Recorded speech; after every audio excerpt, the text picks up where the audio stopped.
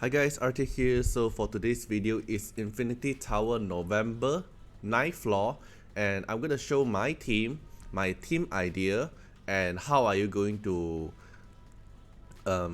clear this floor. Alright, so I will also mention what kind of replacement you can use, or and yeah, so let's take a look. So the buff here, the debuff here, you can take a look here. When enemy is attacked, they have a chance to counter attack with basic ability. This is nothing because you can control the Esper, you can stun them, you can also AP down them, so it's fine. But the only annoying buff here is this one.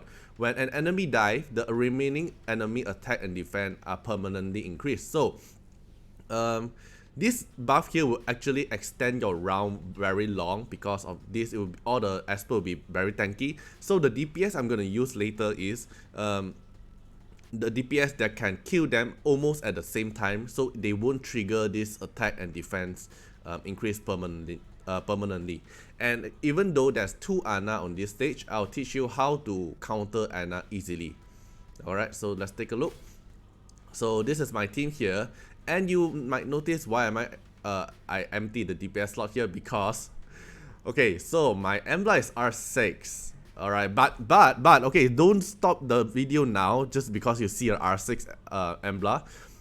The embla here can be used as long as the embla is R2 above.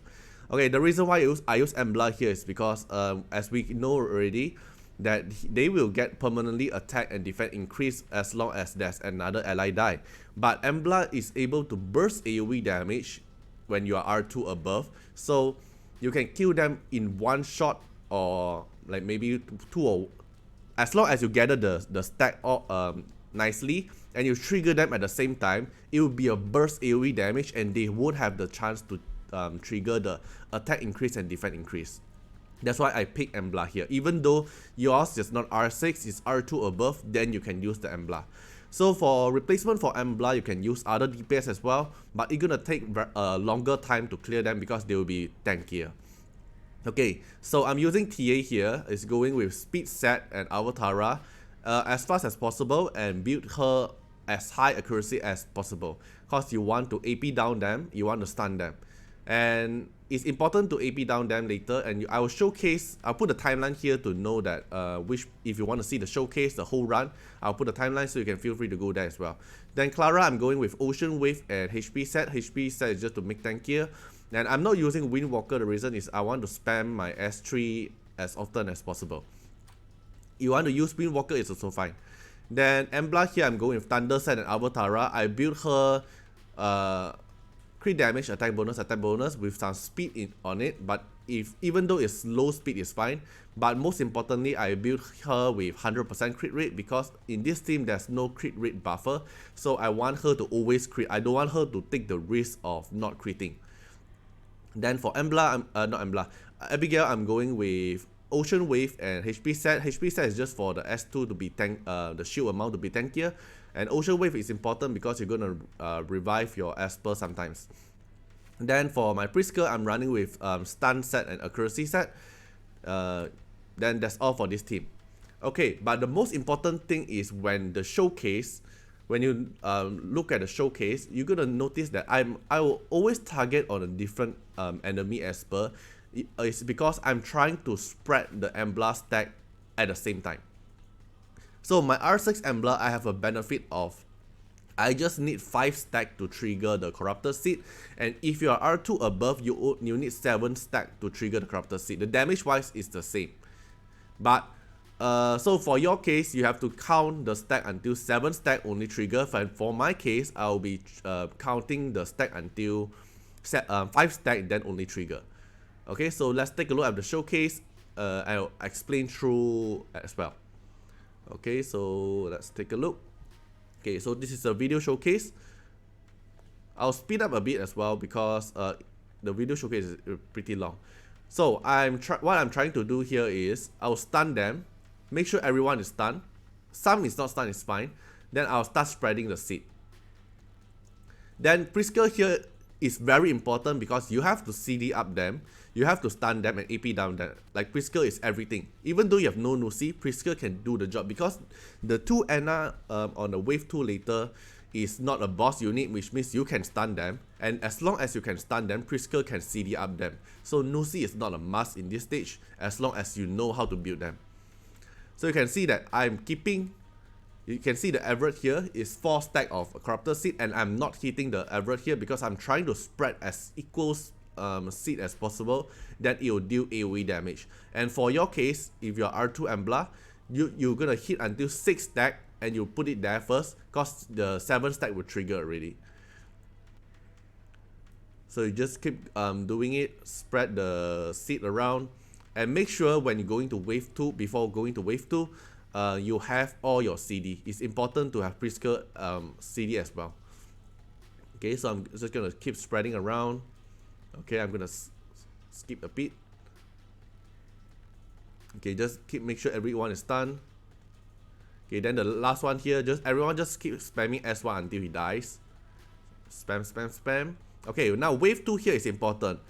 So I'm using TA, right? So don't use S3 at the start because you don't want to AP down them. You want to stun them. So when the moment Anna is stunned, they cannot counter attack you, and Farah is stunned, then it's not really that scary anymore. Okay, so for this part it's a bit RNG, and I triggered the good RNG, which is S2 managed to stun 4 of them. But if your S2 didn't stun all of them, but as long as you stun 2 Anna, it's fine. Okay, you see, I stun all of them, and Anna cannot counter attack me, and I already consumed their 1 stack here. Okay, this one here I'll put normal speed.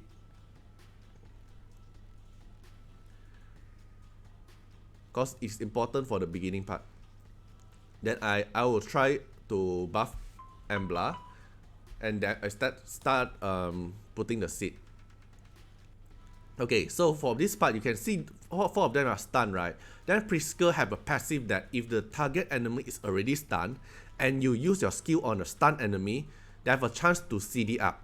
That's how you're gonna CD up the Anna's S2 and S3. Okay, so you can see here, Anna, this Anna is managed to CD up 2 times. This Anna is able to CD up 2 times. Same for Farah. So this Farah CD up 2 times. This Farah CD up 1 time. So the CD up will make them can't really use their skill, so they are not really threatening. But the only annoying part is Lian, because Lian cannot be CD up with my Prisker, so Lian is able to cast her S3. Okay, let me speed up a bit. Okay, now I only AP push because they already stunned, so they can't really counter attack me. I accidentally kill 1 Farah, but it's fine, but which means their attack and defense is already higher now. So now I'm trying to hit Anna when they are stunned. So when they are stunned, I hit Anna, they will still count the stack, but they cannot counter attack me.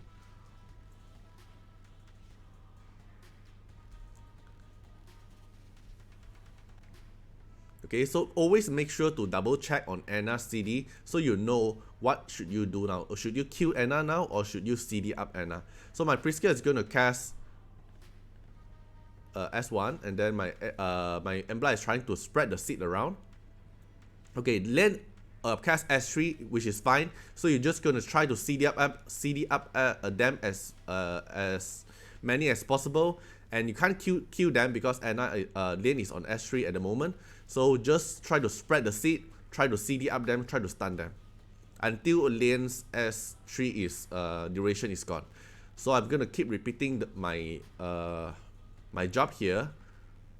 Then I'm gonna cast S3 Prisker just to CD up them again. So you can see I managed to CD up 2 times on this Anna. I'm gonna manage to CD up 3 times on this Anna. So it's important to keep CD up Anna with this method.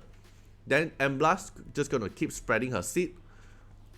Then I'm gonna fast forward a bit. So just keep repeating this method until Anna S3 is gone. Not Anna S3. Lian S3 is gone. Okay. Okay, Lian S3 is gone already. Then I can start killing them. And always double check Anna's skill cooldown. Like, okay, see, I double check them. Is Anna skill cooldown far enough? Because when they die, they take a turn, right? I don't want them to take a turn and they can cast S2 or S3. which is not the ideal case. So you always maintain them to be stunned, and when they are stunned, Prisker can CD up them. So this is the main core idea of the team, and make sure you do this as well. Okay, so you can see I'm start spreading the seed again. So that now 3 stack, 3 stack, 3 stack, now 4 stack, 4 stack. Then I'm gonna hit her just to make everyone 4 stack. Then later when I trigger, all the seed will trigger at the same time. Then we'll deal massive damage. Then I'm gonna spread again because this Anna don't have the rainbow seed anymore. She cannot revive again. Okay, even though my Prisker die here, no worry because we have Abigail here. Abigail will revive our Prisker.